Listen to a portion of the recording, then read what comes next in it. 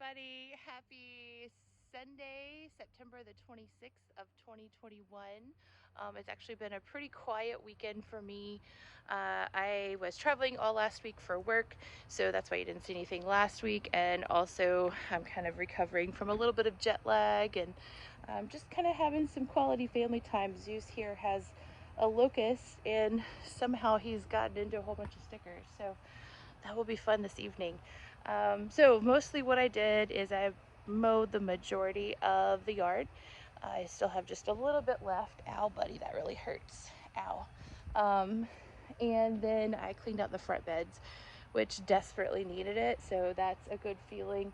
What is not a good feeling is, and probably one of the reasons why I put it off so much, is I wasn't ready to face the facts with all of the dead plants that didn't survive the cold winter last year. As you can see, the azaleas are not doing terribly well, if they even survived at this point. I have a couple that might have a green leaf or two on, so I'm going to let them recuperate, and then I'll probably transplant them somewhere else where they're not such a focal point of the front garden. Conversely, the majority of the gardenias did okay. They're definitely had to kind of spring up from the ground. But a good portion of them did survive, and they're tough cookies, so I'm really proud of that. These are just your standard August beauties. So I probably am more inspired to buy more and put more in. Of course, they do smell delicious as well. And I'm thinking about what different I might want to put in front of these planters, which, by the way, these are planters you shouldn't plant anything in, because all of that mortar that's coming out creates an obscenely alkaline condition. So you also wouldn't want to introduce a whole bunch of water, as they're already structurally compromised as it is. So you can see the other thing that I did this weekend was I decorated for fall, just some quick mums and pumpkins. I don't expect that they will last too terribly long, just with our heat, which is significantly better than it was. We're talking high 80s at a max. I think we might have like a 91-degree day still left, but fingers crossed we don't get any more heat waves, which would be really nice. And our evenings are definitely much more pleasant. I feel like everything's more pleasant. I didn't feel like I had heat stroke after mowing yesterday for the first time in a long time, so that's always a good feeling. Anyway, so just did a little bit decorating, put all new mulch out. This is not my favorite mulch. It is a cedar blend. It's lower quality. It comes with chunks of clay every once in a while.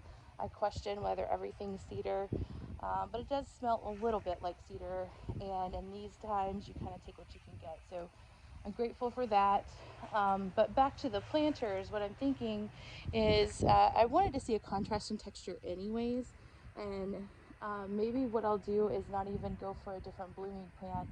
I do want something evergreen, so maybe I'll do boxwoods, which is something that I kind of originally told myself I wouldn't do because of the maintenance of shearing them, but I'm actually considering them in a couple of other areas, so at this point I'm going to be doing it anyways. And it might kind of help to highlight and feature these planters, which would make life a lot more fun. So my buddy is all about the attention today, so hopefully we won't trip on a cat.